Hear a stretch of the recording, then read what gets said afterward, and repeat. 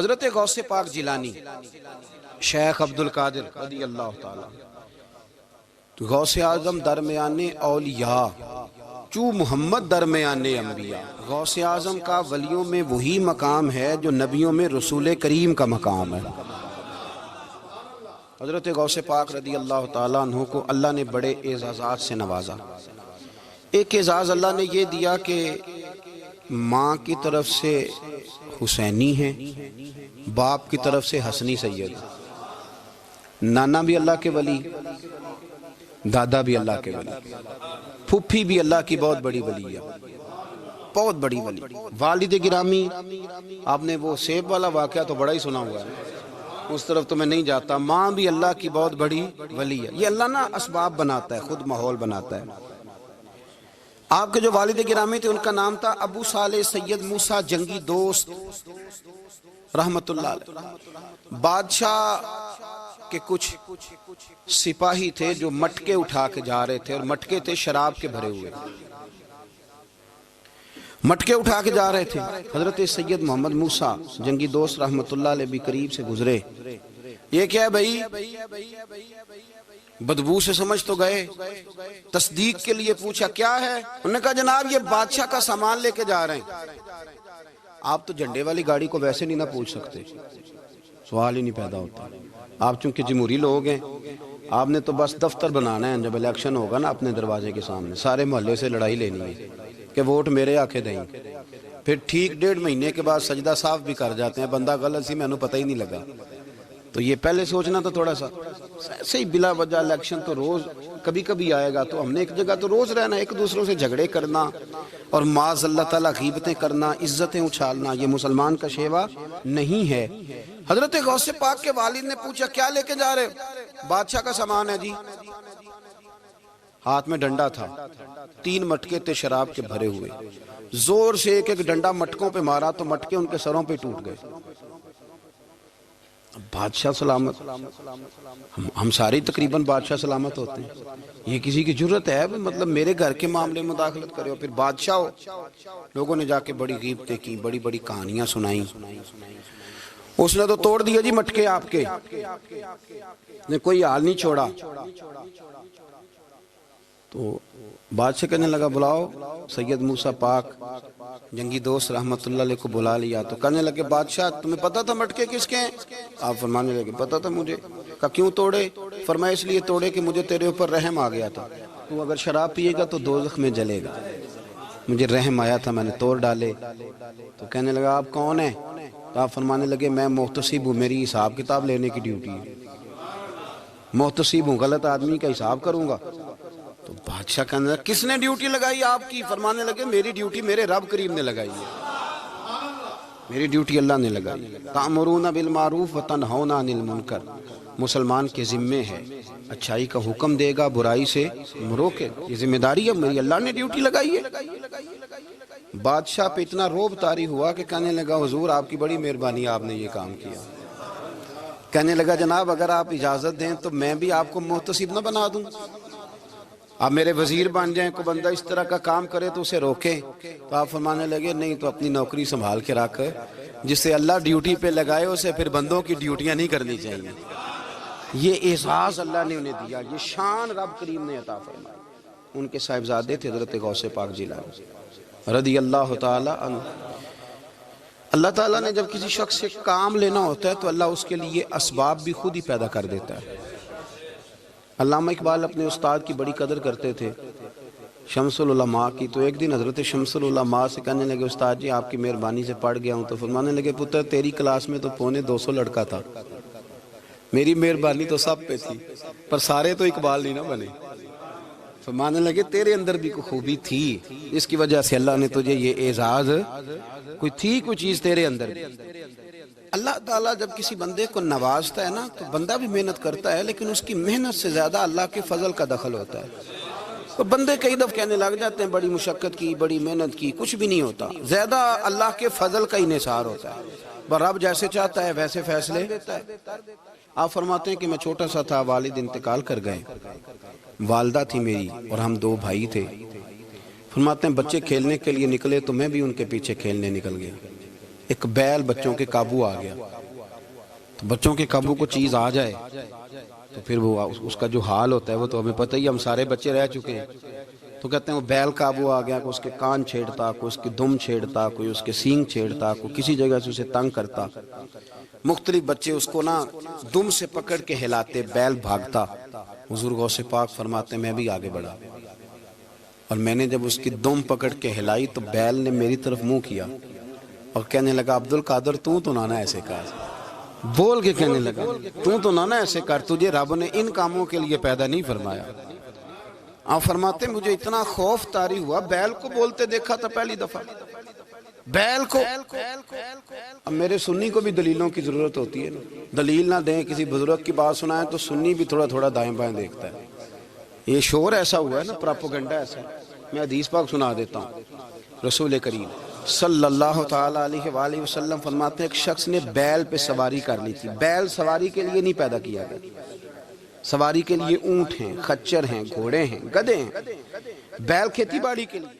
اس شخص نے جب بیل پہ سواری کی تو بیل پیچھے مڑ کے دیکھنے لگا اور کہنے لگا یار تو بڑا بیوقوف ہے، بول کے کہنے لگا مجھے اللہ نے سواری کے لیے نہیں پیدا کیا، میرے سے وہ کام لے جس لیے میں پیدا کیا گیا ہوں۔ تو بندہ ڈر گیا، کہنے لگا بڑی حیرانگی والی بات نہیں کہ بیل بولتا ہے، تو بیل پھر بول پڑا۔ کہنے لگا اس سے بھی زیادہ حیرانگی والی بات ہے۔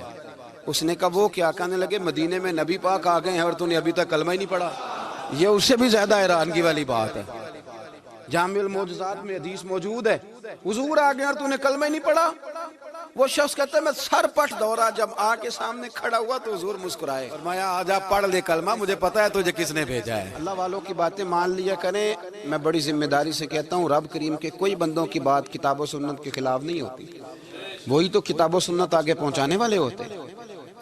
تو حضور غوث پاک فرماتے ہیں میں وہ ڈر کے گھر آیا، جب گھر پہنچا تو میرے کانوں میں آواز آ رہی تھی لبیک اللہم لبیک لبیک لا شریک لک لبیک۔ فرماتے میں چھت پہ چڑھا اور میں نے جیلان میں اپنی چھت پہ کھڑے ہو کے دیکھا، تم حج کے دن تھے، میری سیدھی نظر میدان عرفات پہ گئی، لوگ میدان عرفات میں بیٹھ کے لبیک لبیک پڑھ رہے تھے۔ پہلے میں وہاں سے ڈر کے آیا، پھر چھت سے ڈر کے نیچے اترا، ماں کو ساری بات بتائی تو کہتی میری ماں کہنے لگی بیٹے جب تو پیدا ہونے والا تھا تو مجھے بڑی بشارتیں ملتی۔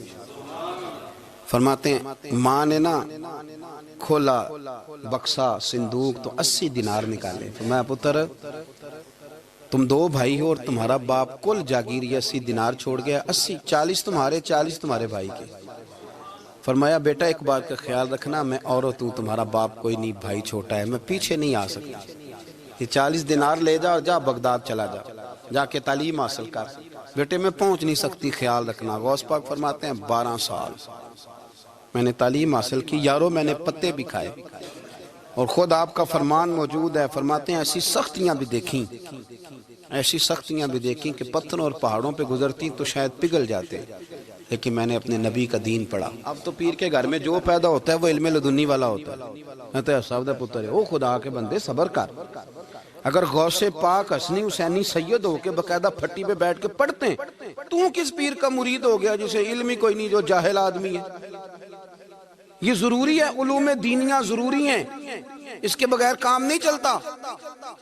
اور غوث پاک رضی اللہ تعالیٰ عنہ کی آپ پوری زندگی پڑھ کے دیکھ لیں، غوث پاک تمام اولیاء کے امام ہیں، ساری زندگی۔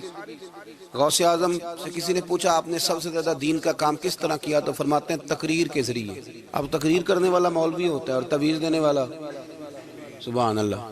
غوث پاک رضی اللہ تعالیٰ عنہ فرماتے ہیں میں نے دین کا سارا کام کس ذریعے سے کیا ہے، ہفتے میں 3 جلسے کرتے تھے اور 70 ہزار کا مجمع ہوتا تھا، اور بغیر لاؤڈ سپیکر کے تقریریں ہوتی، اور فرماتے ہیں جیسی سمجھ پہلے بندے کو آتی تھی ویسی آخری والے کو آتی تھی۔ لوگوں نے کہا حضور یہ کرم کیسے ہوا؟ فرمانے لگے میں نے جب تعلیم حاصل کر لی تو بولنا آتا ہی نہیں تھا، تو میں بڑا پریشان، ایک دن سو گیا تو خواب میں رسول کریم کا دیدار نصیب ہوا۔ نے فرمایا تو واز کیا کر، تیرے واز سے لوگوں کو فائدہ ہوگا۔ یا رسول اللہ میں اجمی بندہ ہوں، لوگوں کے سامنے کیسے بات کروں گا؟ تو حضور نے فرمایا منہ کھولنا ذرا۔ کہتے میں نے منہ کھولا تو محبوب نے 7 دفعہ لعاب دہن ڈالا میرے منہ میں۔ آپ فرماتے ہیں پھر بولتا میں تھا، اثر کوئی اور پیدا کر دیتا۔ حضور غوث پاک رضی اللہ تعالیٰ عنہ نے 40 سال دین کا کام کیا۔ صبح کے وقت فقہ کا درس دیتے تھے فجر کے بعد، کچھ دیر کا ناشتہ کرتے سو جاتے، پھر آ کے مدرسے میں پڑھاتے باقاعدہ بچوں کو۔ غوث پاک رضی اللہ تعالیٰ عنہ کی سیرت پر آپ ساری کتابیں پڑھ لیں، ساری کتابیں لو، میں نے بھی بڑا ہی دعویٰ کر دیا، یعنی ساری کتابیں جتنی اب تک چھپی ہوئی ہیں ساری پڑھ لو، کہیں نہیں ملے گا کہ ہم غوث پاک کے آستانے پہ گئے۔ غوث پاک کسی بندے نے یہ نہیں کہا ہم غوث پاک کے آستانے پہ گئے، غوث پاک کے دربار پہ گئے، سب نے یہی لکھا ہے کہ ہم حضور غوث پاک کے مدرسے میں گئے۔ ہمارے نا مدرسوں میں سبق تقسیم ہوتے ہیں، سال جب شروع ہوتا ہے نا تو سبق تقسیم ہوتے ہیں، ہمارے مدرسے میں بھی تقسیم کرتے ہیں ہمارے مولانا۔ آپ حدیث پاک پڑھائیں گے، فلانا استاد منطق پڑھائے گا، فلانا فلسفہ پڑھائے گا، فلانا یہ سبق تقسیم ہوتا ہے، فلانا قرآن، فلانا حدیث، فلاں فقہ۔ تو غوث اعظم کے مدرسے کے جو ناظم تعلیمات تھے وہ کہنے لگے حضور سبق بانٹنا ہے تو آپ کو کون کون سے سبق دے دیں، کون کون سا پیریڈ پڑھائیں گے؟ تو آپ فرمانے لگے نہیں پیریڈ رہنے دو۔ حضور پھر فرمایا اس طرح کرو، لائق بچے تم رکھ لو اور نالائق سارے مجھے دے دو، میں جانوں اور نالائق جانے، نالائق سارے میرے۔ غوث پاک رضی اللہ تعالیٰ نالائق سارے رکھ لیے، کند ذہن، اور حضور غوث پاک ان کو اسباق پڑھایا کرتے، ان پر محنت کرتے۔ فجر کے بعد فقہ کا درس، 10 بجے مدرسے کی کلاس، زور کے بعد حدیث پاک کا درس، مغرب کے بعد تفسیر بیان کرتے۔ بانج علموں جو کرے فقیری وہ کافر مرے دیوانہ، اور عشاء کی نماز کے بعد ہفتے میں 3 جلسوں سے خطاب، اور یہ سارے کام کر کے نا تو پھر بھی غوث اعظم جب دنیا چلی جاتی تو وضو کر کے مصلی پہ بیٹھ جاتے، اور 40 سال بیت گئے، ساری رات اللہ کی بارگاہ میں عبادت کرتے، 40 سال۔ حضور غوث پاک کو اللہ نے بڑا اعزاز دیا، کتابیں لکھی، ڈیوٹی کی، محنت کی، کوشش کی پوری دنیا میں۔ میں پہلے بھی بتا چکا ہوں، پھر بتاتا ہوں، یہ جو صلاح الدین ایوبی کا بہت نام لیتے ہیں نا، بہت بڑے مجاہد تھے۔ صلاح الدین ایوبی کے ساتھ 70,000 کی فوج تھی، سارے کے سارے غوث پاک کے مرید تھے۔ صلاح الدین ایوبی نے حضور غوث پاک کی زیارت نہیں کی، پر تعلیم غوث پاک کے مدرسے میں حاصل کی۔ اس کو بڑا شوق ہو نا کتابیں دیکھنے کا، وہ میرے پاس آئے، میں دکھاؤں گا انشاءاللہ تعالی۔ صلاح الدین ایوبی حضور غوث پاک کے مدرسے کا طالب علم ہے۔ یہ آپ کے ملک میں 2-3 دن سے رٹا چل رہا ہے، وکیلوں کا، ڈاکٹروں کا، کل سے یونیورسٹی کا بھی چل گیا ہے۔ یہ لڑائی کسی مولوی 2 گروپوں میں ہوئی ہوتی نا، چلو نام بولو، میں نے پتہ ہے اگلی گل دا بھی، کسی مولویوں کے 2 مدرسوں میں ہوتی نا تو جو طوفان اٹھنا تھا نا ہر چوک میں، مولوی لڑاندے بڑا لے یہ بڑی۔ میں نے دعوت دی تھی پرسوں، میں نے کہا جب وکیل مکمل تعلیم کر لینا اسے 2 سال مدرسے میں لاؤ، ہم اسے سکھائیں گے اٹھنا کیسے ہے، بیٹھنا کیسے ہے، ان کو لاؤ، اس لیے کہ ہم اپنی بات نہیں بتائیں گے، ہم بتائیں گے محمد عربی کی باتیں صلی اللہ علیہ۔ مہربانی کرو، مجھے کوئی شکوہ نہیں ان سے، کوئی کسی قسم کا نہیں، اس لیے کہ ہمارے ملک میں نا احتجاج کا کلچر پرموٹ کیا گیا، ہم نے یہ ماحول بنا کے دیا ہے سڑک بلاک کرنے کا۔ یہ ہمارے قریب ایک گاؤں ہے تو روز ڈکیتیاں ہوتی تھی، بچہ بھی قتل، پولیس والے سنتے ہی نہیں تھے، ان بیچاروں نے روڈ بلاک کیا تو سب صحیح ہو گیا، اسی وقت سارا کچھ ہو گیا، اب پہرے داری بھی لگتی ہے، اب جناب چوکیاں بھی قائم ہو گئی، سب کچھ ہو رہا ہے۔ مزاج بنا دیا ہم نے، یہ عدم برداشت ہے، یہ کلچر خطرناک ہے، یہ کلچر تباہ کرے۔ وکیل کوئی غیر نہیں، ہمارے اپنے بھائی ہیں، کون ہیں وہ؟ ڈاکٹر کون ہے؟ ہمارے اپنے۔ یہ جو بچے یونیورسٹی میں لڑے کون ہیں؟ ہمارے اپنے۔ ہم ان کو کاٹ کے نہیں پھینک سکتے، یہ کوئی دوسرے لوگ نہیں، سب کو ضرورت ہے ایک دوسرے کی، لیکن خدا را مہربانی کرو، معاشرے میں برداشت کا کلچر پیدا کرو، سکون کا کلچر پیدا کرو، سہنا سیکھو۔ سنو ایک بات کرتا ہوں، اللہ کرے کہ میں سمجھا سکوں، سارے فیصلے خود نہ کرو۔ اگر تمہیں نظر آئے نا کہ آپ کے ساتھ کہیں ناانصافی بھی ہو رہی ہے تو ساری عدالتیں دنیا میں نہیں لگنی، ایک قیامت میں بھی لگنی ہے۔ ہاں امام حسن کو زہر دے دیا گیا تو امام حسین کہنے لگے بھائی بتاؤ کس نے دیا ہے؟ فرمایا حسین اگر وہی وہ نہیں جس پر مجھے شک ہے تو میں کسی آدمی کا بلا وجہ تمہیں نام کیوں بتا دوں؟ کہا پھر بھائی آپ اشارہ تو نہیں بتا دیں؟ تو فرمایا حسین اگر وہی ہے نا جس پر مجھے شک ہے تو پھر بھی میں نے فیصلہ اپنے رب پہ چھوڑ دیا۔ فرمایا میرے رب سے زیادہ بہتر فیصلے کرنے والا کوئی موجود کچھ فیصلے اللہ پہ چھوڑ دیں. آپ یقین کریں آپ کو بڑا ہی مزہ آئے گا, آپ کو سکون آئے گا زندگی میں. کچھ فیصلے اللہ پہ چھوڑو, برداشت کا کلچر پرموٹ کریں اس وطن کے اندر. یہ بڑا پیارا ملک ہے, اس میں برداشت کا کلچر پیدا کریں. وکیل کو ہر وقت ڈاکٹر کی ضرورت ہے, ڈاکٹر کو ہر وقت وکیل کی ضرورت ہے. ہم ایک دوسرے کے بغیر دیکھیں نا, میں نے آئین بھی رکھا ہوا ہے پاکستان کا, لیکن اس کے باوجود کوئی مسئلہ بن جائے تو میں کسی وکیل صاحب کو فون کرتا ہوں. میرے دوست ہیں, میں پوچھتا ہوں کہ یار یہ مسئلہ ہے, اس کا کیا حل ہے. ہم مل کے رہتے ہیں معاشرے میں. برداشت کے کلچر کو پرموٹ کریں, پیار کریں, محبت بانٹیں. یہ وطن ہے, اس کو مل کے سنواریں گے تو انشاءاللہ تعالیٰ یہ رسول اللہ کے دین کا قلعہ بنے گا بڑا مضبوط. اس سے پیار کریں. مثبت غلط بات ہے تو اس کو آپ سمجھائیں, اس پر تبلیغ کریں, لیکن یہ نہ کریں کہ آپ عدم برداشت کا ماحول پیدا کریں. حضور غوث پاک رضی اللہ تعالیٰ عنہ دین کا کام. ایک بات, اللہ والوں کے پاس لوگ دعاؤں کے لیے جاتے ہیں. کیوں جاتے ہیں؟ سنو, میرے ساتھ ایک شخص رہتا ہے, صبح سے شام تک میری ڈیوٹی کرتا ہے, نوکری کرتا ہے, خدمت کرتا ہے, گاڑی چلاتا ہے, یہ کرتا ہے, وہ کرتا ہے. ایک صاحب ہیں جو 3 سال کے بعد ملتے ہیں. پھر وہ جو 3 سال کے بعد ملتے ہیں وہ شکوہ کرتے ہیں کہ پیر صاحب اس کی بات زیادہ مانتے ہیں. تو پیر صاحب اب کدھر جائیں, یہ سارا دن پیر صاحب کی مانتا ہے. نہیں سمجھ آ رہی ہے آپ کو بات؟ یہ مزاج ہے نا جی. ایک بندہ سارا دن دنیا داری کرے, مال کمائے, پتہ نہیں جھوٹ بولے, بڑا کچھ کرے, اور ایک اللہ کا ولی جو اپنا بنائے کچھ نہ, سارا دن رسول اللہ کی باتیں کرے, سارا دن اللہ کے دین کی خدمت کرے. اور بھائی وہ جب ہاتھ اٹھاتا ہے نا تو پھر اللہ اس کی بات کو قبول کرتا ہے. کچھ میرے خاص ہیں, کچھ تیرے خاص ہیں, تو کچھ رب کے بھی خاص ہیں. اور اس پر بھی میں پہلے آیت پڑھ لوں گا تاکہ دلیل مضبوط ہو جائے. اللہ فرماتے ہیں واللہ یختص برحمتہ من یشاء, فرمایا میں نے کچھ بندوں کو اپنی رحمت سے اپنا خاص بنا لیا. کچھ بندے اللہ کے بس اللہ کی بارگاہ میں وہ دعائیں کرتے ہیں تو اللہ قبول فرما لیتا ہے. پتر اللہ ہی دیتا ہے, لیکن اللہ کا ولی دعا تو کر سکتا ہے نا. اللہ کا ولی, میری بات کی سمجھ آ رہی ہے؟ بیٹا کون دیتا ہے؟ اللہ. حضرت محدث اعظم رحمۃ اللہ علیہ کے پاس ایک شخص نے آ کے کہا جی ولی اللہ بیٹا دے سکتا ہے؟ آپ فرمانے لگے ولی اللہ اللہ سے ملا سکتا ہے؟ جی وہ تو ہے ہی ولی اللہ, تو اس نے ملا دینا ہے. تو فرمایا جو اللہ سے ملا دے بیٹا تو چھوٹی سی بات ہے. تو دیکھ نہ کہ جو اللہ تک تجھے لے گیا تو پھر پتر پیچھے رہ گیا. لیکن بیٹا دیتا کون ہے؟ بول کے بتائیں, بول کے. اللہ دیتا ہے. دعا کون کرتا ہے؟ اللہ کا ولی دعا کر دیتا ہے. بی بی آ گئی روتی ہوئی غوث پاک کے پاس, کہنے لگی 6 بیٹیاں ہیں. خامد اور سسر کہتے ہیں کہ 7ویں بھی بیٹی ہوئی تو طلاق دے دیں گے.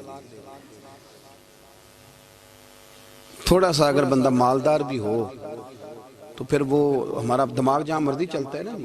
یہ جہالت آج بھی بہت ساری جگہوں پہ پائی جاتی ہے.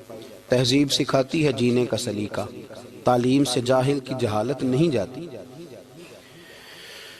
تو رو پڑی. حضور غوث پاک رضی اللہ تعالیٰ عنہ نے بلایا اس کے شوہر کو بھی اور سسر کو بھی. فرمایا یہ دیکھ, یہ تو اللہ کے کام ہے, جس کو چاہے بیٹیاں دے, جس کو چاہے بیٹے دے. تو جو نہیں مانتے پھر غوث پاک کی بھی نہیں مانتے. انہوں نے کہا جی نہیں دی, میں تو نکاح کروں گا. چلے گئے تو غوث پاک کی بارگاہ میں وہ بیٹی اور اس کا باپ اور اس کی ماں پھر آئے, کہنے لگے حضور مہربانی فرمائیں. پھر اللہ کے ولیوں کے پاس ایک قوت ہوتی ہے جس کا نام مصلی ہے. مصلی بہت بڑی طاقت, بہت بڑی. حضور نے فرمایا دعا صلاح المومن, فرمایا دعا مومن کا ہتھیار ہے. یہ مومن جب ہاتھ اٹھاتا ہے تو پھر عرش کا مالک دروازے کھول دیتا ہے کرم کے. حضور غوث پاک نے مصلی بچھا لیا اور رو پڑے, کہنے لگے مالک کریم اس بی بی کے دل میں کس نے بات ڈالی تھی کہ عبد القادر کے دروازے پہ جا. دیکھیں منانے کا انداز, منانا آتا ہے نا. اللہ کس نے اس کے دل میں بات ڈالی کہ عبد القادر کے دروازے جا, کس نے ڈالی؟ اور مالک اگر تو نہیں ڈالی تھی تو کیا تو اب اپنے عبد القادر کو رسوا کرے گا؟ اگر تو نہیں بھیجا ہے کہ ادھر جا تو اب تو رسوا کرے گا؟ حضور غوث پاک رضی اللہ تعالیٰ دعا مانگ کے چہرے پہ ہاتھ پھیرے, بچی کے سر پہ ہاتھ رکھا, فرمانے لگے پتر جا, مجھے امید ہے اللہ نے 6 بیٹیاں دی ہیں تو 7 بیٹے بھی عطا فرمائے گا. تو بی بی کہتی ہے پھر رب نے فضل فرمایا اور 7 ہی بیٹے عطا فرمائے. پھر 7 ہی بیٹے رب کریم نے دیے. تو جو اللہ کی مان تھا پھر اللہ بھی اس کی. تو اس میں اختلاف کی کیا بات ہے؟ یہ سادی سی بات ہے. ایک بغداد کا سوداگر تھا, بڑا مالدار تھا. ایک دن اس نے بغداد کے سارے علماء اور مشائخ کی دعوت پکائی تو غوث پاک کے پاس بھی آیا. کہنے لگا حضور شام کا کھانا ہے. آپ نے اس کا چہرہ دیکھا تو وہ رو پڑا. کہنے لگا بغداد کے پیر انکار نہ کرنا. آپ نے فرمایا تو جا میں آؤں گا. شاگرد مرید کہنے لگے حضرت جی آپ بڑی مشغولیت تھی شام کو. فرمایا اتنا بڑا آدمی جب رو پڑتا ہے تو لگتا ہے بڑا مجبور ہے, چلیں گے. شام کو جب اس کے دروازے پہ گئے تو کھانا بھی اس نے چنا تو ساتھ اس نے ایک ٹوکرا ایک صندوق بھی لا کے رکھا, اوپر سے خالی. جب غوث پاک نے اٹھ کے دیکھا تو اندر اس سوداگر کا بیٹا, اس تاجر کا بیٹا, دونوں ٹانگوں سے معذور, دونوں ہاتھوں سے معذور, ایک ہی بیٹا اپاہج ہے. وہ تاجر رو پڑا. کہنے لگا حضور بڑی دنیا جانتی ہے بڑا مال ہے, اور جب تنہا بیٹھتا ہوں تو کھول کے روتا ہوں. وہ بے نیاز ہے نا, ساری زندگی کے بعد ایک بیٹا دیا تو وہ بھی اپاہج ہے. حضور بال سفید ہو گئے. لوگوں کی اولاد بڑھاپے کا سہارا بنتی ہے. میں بوڑھے وقت میں اس کو اٹھا کے پیشاب پخانے کے لیے لے کے جاتا ہوں. بغداد کے عبد القادر سنا ہے جب تو دعا مانگتا ہے تو رب قبول فرما لیتا ہے. تو مہربانی فرما اگر میرا پتر ٹھیک ہو جائے, میرا زور کوئی نہیں مالک, بے نیاز ہی بڑا ہے, اگر مہربانی ہو جائے. تو غوث پاک نے پھر مصلی بچھایا. مصلی بچھا کے کہنے لگے مالک تو اپنے بندوں کے دل میری طرف کیوں موڑتا ہے, اور اگر موڑتا ہے تو پھر رحمت کی نظر فرما, بندہ نوازی فرما. ایک باپ اتنے رو رو کے آنسو بہا رہا ہے تو کرم نوازی فرما. حضور غوث پاک نے ابھی چہرے پر ہاتھ نہیں پھیرے کہ بچہ اللہ اکبر کہتا ہوا صندوق سے باہر نکل آیا.